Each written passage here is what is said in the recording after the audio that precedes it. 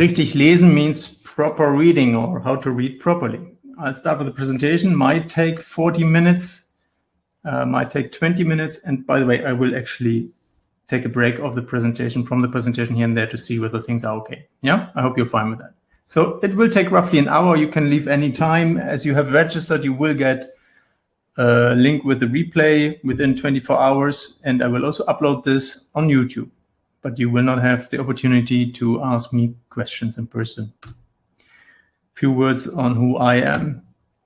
I'm a language hacker, whatever that means. For me, that means that I love to take things apart and go to the ground of things until there's really no deeper place to find anymore. And then have a little experience, we say in German, so eureka moment, and put that all together in a completely new way, or not completely new, but in a very simple, comprehensible manner. And that's what I've been doing over the last 30 years for my own benefit first, but later on for everyone's benefit, as far as they wanted to learn German, of course.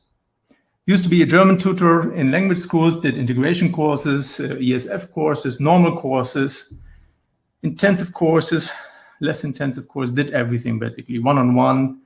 And I had a love-hate relationship to that job until I quit. Then I started loving it because then I did my own thing. And I was teaching one-on-one mainly. And who would have thought I loved doing that? But at one point that also came to an end and I created an online course. I'm the father of a bilingual kid. That poor boy always has to be shown around. I'm so proud of him.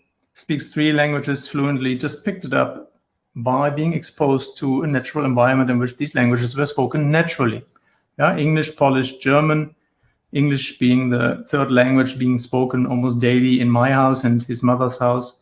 And it was quite inspirational to see that. He's lousy in spelling German, by the way, and Polish I haven't checked. So just because you have a German teacher father, it doesn't mean that your German writing is up to the normal standards. But these are things you can learn if you want to. I love psychology. I think I'll leave it at that. If you want to learn a language, you will be exposed to your mind. And psychology is basically the study of the mind, right? Among others. Now, I want you to read this. You might be a more advanced or intermediate German learner. You might already get that. But I just wanted to give you a little feeling for what 50% understanding feels like. And I replaced all the words that you don't know yet with the beautiful German word Schnaps. Look it up if you have to. Try to read the white stuff. I give you just 20 seconds. It's more than enough because there's not much information on here. But I think you get the idea. Yeah, 50% understanding could feel better depending on the words. I actually haven't prepared a slide where I just blended out these words and left the important words. But this is really what it feels like if you as a beginner pick up a book that you're not ready for. I keep saying that is enough, but I will show you why I say that now. So let's go a little bit deeper. Let's assume you understand 75%. These are 100 words, and of which 25 are Schnaps. So try to read this. I give you a few seconds again.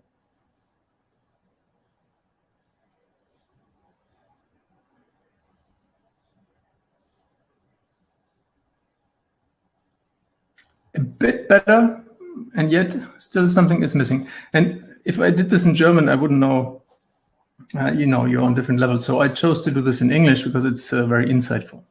Yeah. Now, next level. 80%. The yellow words I added, a bit inconsistent with the bold words. I read with you, so when I'm done reading this, I assume you're also done reading this.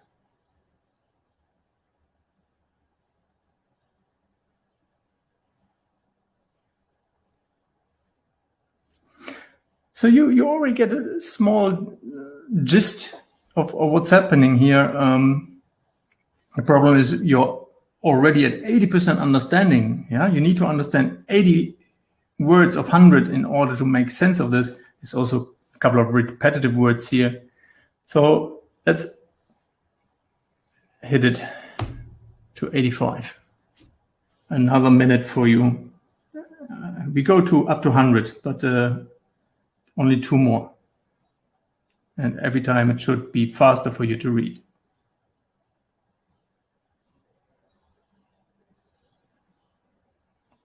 And at the end, you will get a special offer for German Schnaps, yeah, my own brand.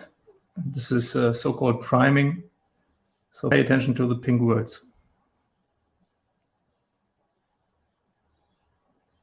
Okay, and one more.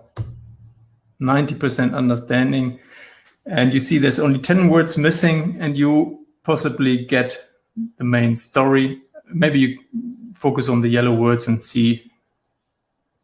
Yeah.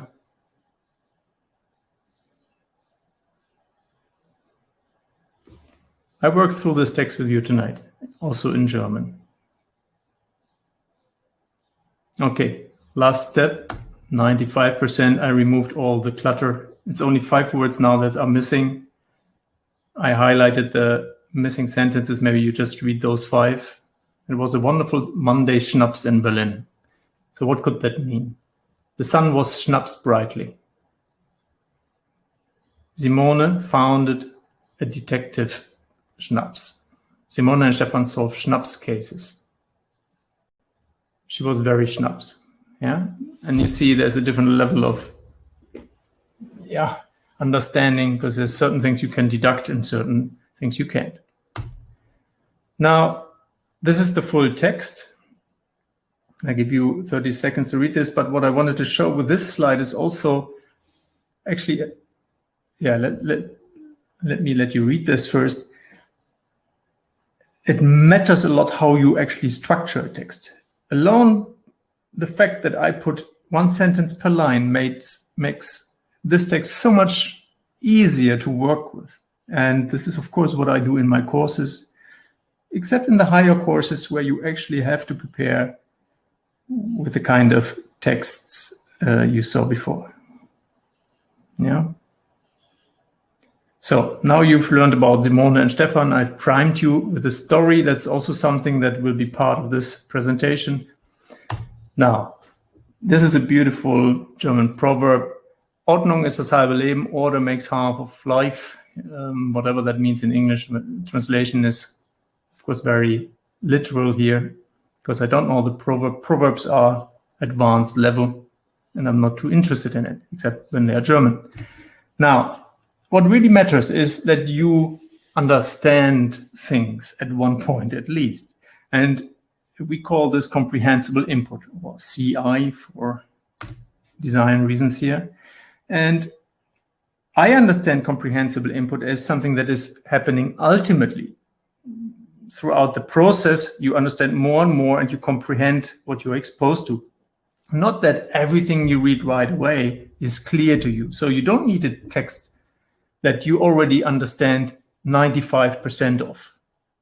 That would be a waste of time, unless you, of course, like reading that story. But why? You can start with a text that you understand maybe 70% or 50%, maybe even 0%. Let's see. As long as you get the feeling that every time you touch that text, you actually get more and more. Actually, I don't make these. And I hope I can illustrate what I mean today.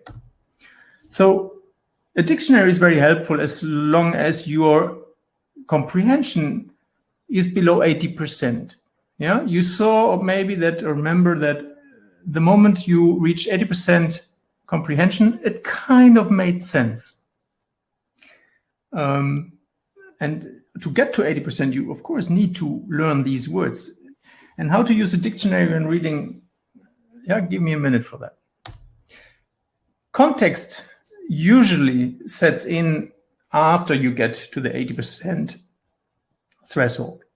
Yeah, if you get half of it, and if you look at the first slide again, let me here 50%. Here, if I tell you deduct the meaning of any of the schnapses from context, there is no chance on earth that you will actually manage to do that. You see something that someone is happily singing on the So you could guess maybe someone is singing, but who could that be? The choir could be the neighbor, could also be the birds, as you know.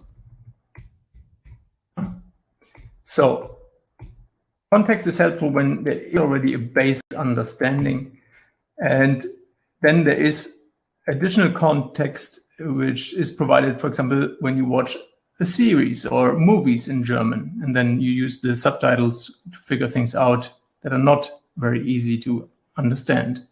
Yeah, pictures always provide a lot of context if they're used in the right way. What you see in tools like Rosetta Stone or Bubble, that's not supportive context. That's actually taking away the whole thing from you. They didn't get that. I don't know why, what went wrong there, but just showing a boy drinking milk and then you ask who is drinking milk, yeah, and you have to click the picture. All you need to understand is milk. That is not supportive context. It's nonsense. Now, what do I mean by context? Well, if you take a look at this text here, also in English, so you get the message, but you do this automatically in German, and you can train this skill to figure things out. And this is what I aim at with anything I create. So try to read this text. I know it's not the easiest font to read, but I have trust in you. And after that, maybe type in the chat what you think this text is about.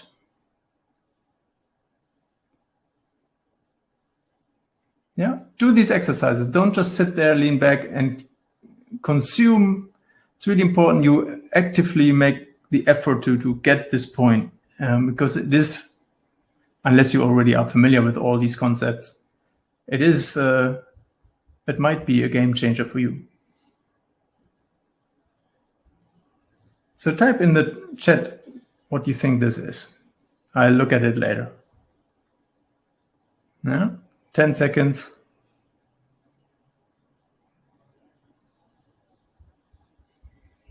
Okay. Now, if I give you the context of this text, it's getting easier. The context is what is a washing machine? Now, is there any chance that you can figure out what the schnapses mean? Try to come up with the words and type them in the chat. What does the Schnaps stand for? Schnaps 1 and 2 and 3 and 4 and 5.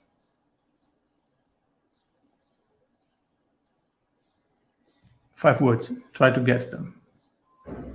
Yeah, I would sing a song, like an elevator song in the background, but I'm lousy at singing. So.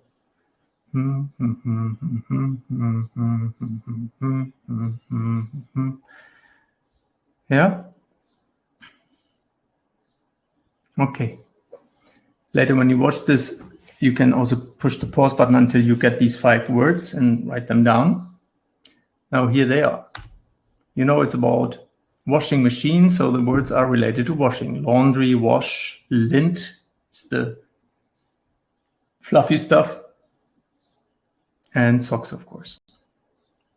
So knowing what this is about already provides you with a little support,